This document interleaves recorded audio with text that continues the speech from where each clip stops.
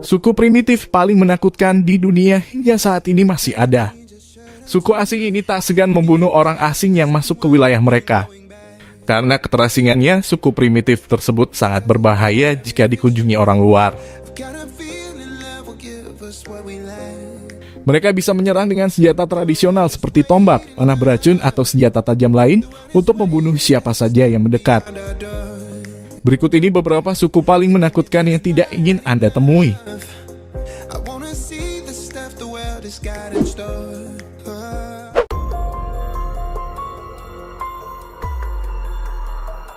Bayangkan Anda masuk ke pedalaman hutan rimba. Lalu muncullah sesosok manusia dengan badan berwarna putih, kepalanya besar, bertaring, dan bertanduk.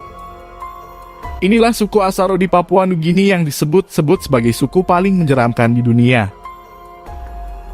Papua Nugini bak misteri, bentangan alam dan kehidupan suku-sukunya belum terekspos dan belum banyak diketahui traveler.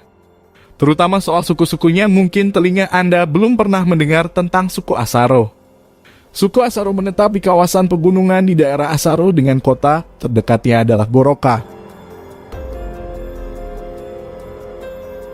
Suku Asaro pun masuk daftar dalam suku-suku terpencil yang sulit ditemui. Tampilan suku Asaro layaknya suku di Papua Nugini. Mereka berambut ikal dan berkulit hitam dengan ciri khas menggunakan topeng dan badannya berwarna putih. Menurut beberapa versi, mereka menggunakan topeng untuk merebut kembali wilayah mereka yang telah diserang suku lain. Suku yang menyerang ketakutan dan kabur setelah melihat penampakan suku Asaro begitu menyeramkan. Mereka percaya jika yang datang adalah roh karena berwarna putih.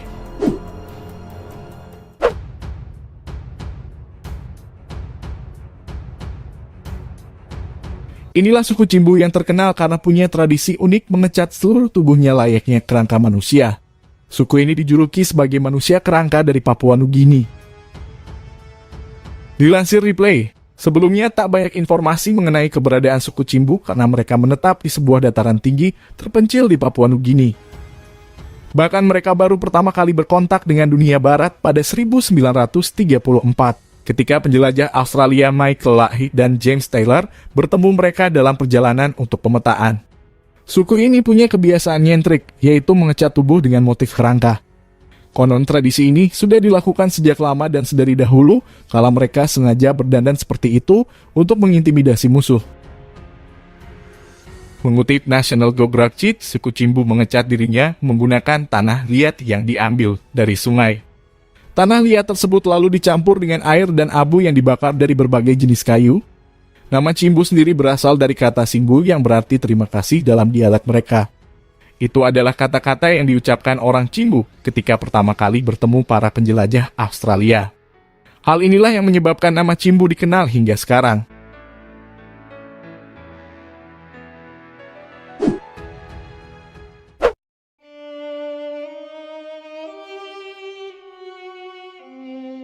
Kematian pria AS John Allen Chow yang dipanah suku terasing penghuni Pulau Sentinel Utara di Kepulauan Andaman, India 2018 lalu sempat jadi bahan perbincangan. Dunia kembali menyoroti keberadaan kelompok masyarakat yang menutup diri dari dunia luar yang tega memanah setiap orang asing yang berkunjung. Laporan dari India Today, suku Sentinel yang tinggal di sana memang unik. Selain tidak mengenal budaya berjabat tangan, mereka menggunakan salam dengan duduk di pangkuan satu sama lain dan mendaratkan tamparan hangat di punggung mereka sendiri. Meski begitu, suku yang bertahan hidup dengan berburu dan meramu ini tak akan ramah dengan orang asing dari luar pulau. Mereka melesatkan panah sebagai gantinya. Hampir setiap orang yang berkunjung disambut dengan terjangan panah. Pada 1976, sutradara film dokumenter National Geographic terkena satu panah pada bagian kakinya. Menurut laporan New York Times, kemungkinan penduduk pulau trauma dengan peristiwa penculikan atau mungkin mereka takut pada penyakit asing.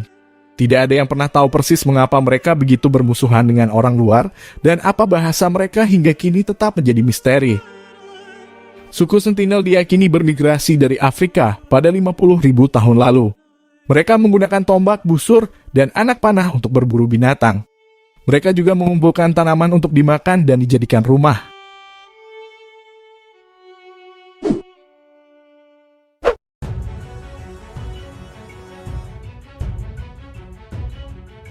Suku Suri terletak di barat daya Ethiopia.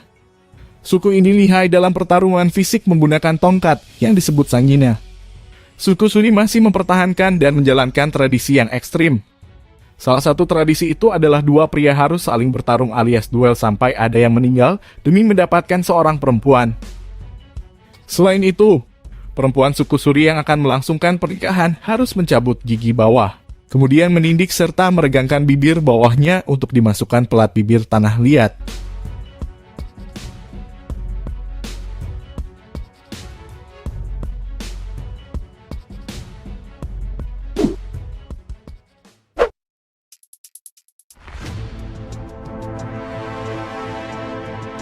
Suku paling mengerikan selanjutnya adalah suku Korubo atau suku Slala. Suku Korubo ini menempati bagian barat Amazon, Brasil. Mereka menggunakan panah beracun sebagai senjata utama. Suku ini diketahui pernah membunuh beberapa pegawai pemerintahan yang mencoba melakukan kontak dengan mereka. Pemerintah juga menetapkan suku ini sebagai salah satu yang paling berbahaya. Suku Korubo atau Slala ini juga memegang kepercayaan yang mengharuskan mereka membunuh bayi untuk dijadikan korban.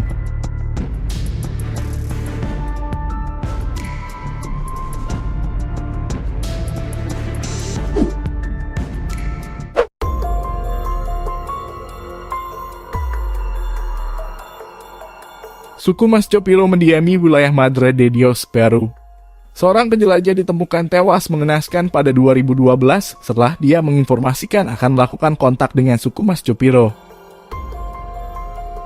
Dia ditemukan tewas dalam kondisi panah bambu menancap di dada kiri mengarah tepat ke jantungnya.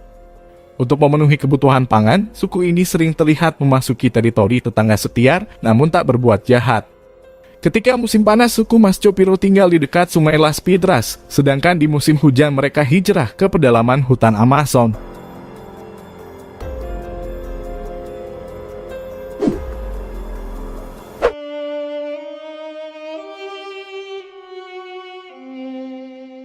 Suku Agori merupakan sekumpulan orang yang tinggal di kota Varanasi, India yang terletak di sepanjang tepi sungai Gangga. Tempat tinggal utama Agori adalah kuburan tua atau tepi sungai Gangga. Mereka akan tinggal sedekat mungkin dengan sumber daya dan mayat. Dilansir medium, sekte Agori memegang kepercayaan bahwa ritual yang mereka biasa lakukan bisa membuat lebih dekat dengan Tuhan dan pencerahan hidup. Salah satu yang biasa mereka lakukan adalah memakan mayat manusia. Agori mengabdikan diri mereka untuk dewa Hindu Siwa. Tentu tujuannya sangat berbanding terbalik dengan kepercayaan orang Hindu lainnya yang yakin akan terjadinya reinkarnasi. Berbeda dengan Agori, justru mereka ingin memutus siklus reinkarnasi untuk mencapai transendensi dengan cara kanibalisme. Biasanya Agori memakan orang yang baru saja meninggal karena banyak mayat yang dibuang ke sungai Gangga dengan beberapa alasan. Setelah melihat mayat itu dibuang, sekte Agori akan mengambil mayat tersebut. Selain memakan mayat, para anggota Agori akan mengubah tengkorak manusia menjadi mangkuk dan mengukir tulang menjadi perhiasan.